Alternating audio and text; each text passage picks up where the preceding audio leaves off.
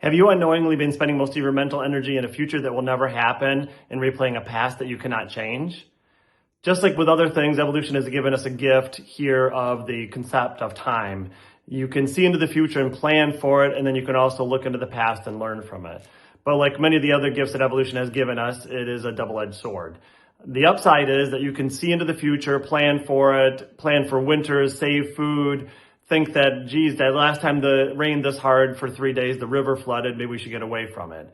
And as far as the past, you can think about, the last time I touched a hot coal, it really hurt. I probably shouldn't do that again. Or this person crossed me before and I need to be careful about them or not let myself be in the position where they can take advantage of me again. So those are kind of some examples of how it happened in the past, and they allowed us to advance as a civilization and a species and become the top of the food chain.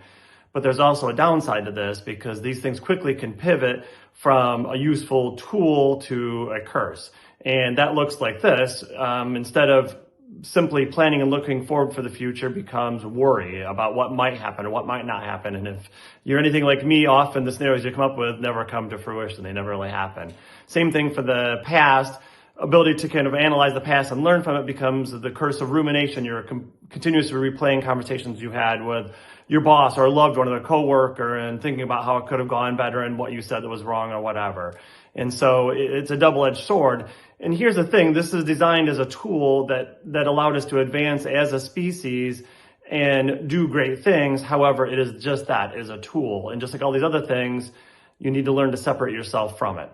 And to give you a pertinent example that's timely, I guess. And as an entrepreneur, some of you may identify with this. It's tax time, getting ready to send in taxes for this year. And it's always a little bit different. I have multiple businesses and everything's different every single year. And I never know quite what to expect with regard to expenses, revenues, and how they're all going to stack up with medical business, rental properties, coaching business, and how everything's going to affect everything else and what the bottom line is going to be. So I spent inordinate hours instead of doing something useful, often sitting in bed or down moments worrying about or thinking about this, traveling into the future of what it's going to be like, where we're going to come up with money if we have to, send more money in. And it was useless. I accomplished nothing other than draining my energy. And I'm sure a lot of you can identify with this. You spend countless hours in bed worrying about something that never solves anything, or something for the future that is, or replaying something in the past that you can't change, and you're probably misinterpreting it anyways, and again, always assuming the worst like the rest of us do. So that's where this can become a curse, and like I said, we're all guilty of it. And just like many other things that are evolutionary gifts that also can be curses, the true trick here is to see this as a tool. And realize this is something that was put there to help us advance as a species, and it's been hardwired into us for a good reason, but we have to realize it's just that. It's just a tool. It's to be used when needed, but it's not useful for us when we sit 24 hours a day on autopilot, thinking about the future and the past and not accomplishing anything. Think about your energy, your mental energy this way. It's like a battery. You only have a certain amount, and if you waste it spending time thinking about the future and the past, you're wasting energy. And its energy could be spent in the present moment accomplishing things and doing things, and this ruminating does not get you anywhere. So the trick to help pull yourself out of this is realizing that it's a tool and it is valuable for sometimes. You should plan, you should learn from the past, but it should be in a deliberate fashion instead of slipping into it on autopilot. So as with many things, the trick here is awareness and learning to step back and realizing that you're either thinking needlessly about the future or the past and it's not accomplishing anything.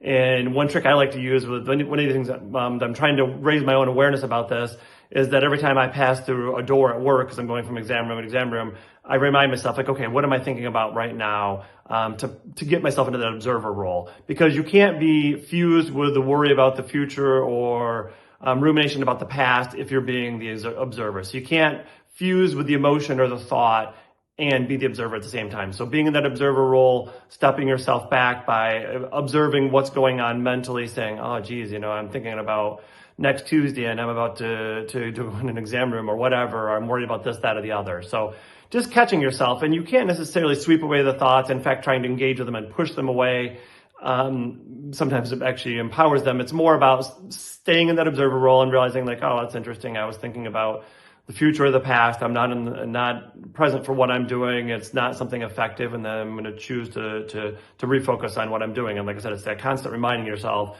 of that, raising your awareness. And it's something that takes practice. And you'll find that the more you do it, the better you'll be able to identify yourself slipping into these roles and draining your valuable mental energy. And what you'll find as time goes on, you'll have all this energy freed up, and things will really start to shift in your life, and you'll start to accomplish more. You'll feel better. Life will be lighter. You won't be so anxious all the time.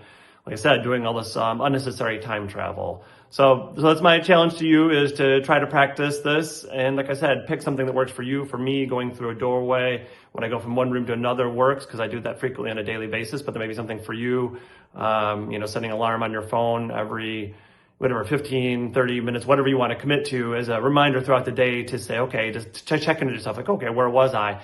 And the more it's like any other skill, you practice it and you'll get better and better at it. And you'll find that over time, you'll start to be slipping into that observer role without that trigger, that reminder to do it. So hopefully this has been helpful. It'll free up some mental energy for you to spend on more useful things in unlocking your amazing abilities and your massive potential that's been wasted by some of these silent systems that are running our lives, that are useful tools, but are kind of running on autopilot, and we need to step back into the controller role and use them as tools instead of being used by them.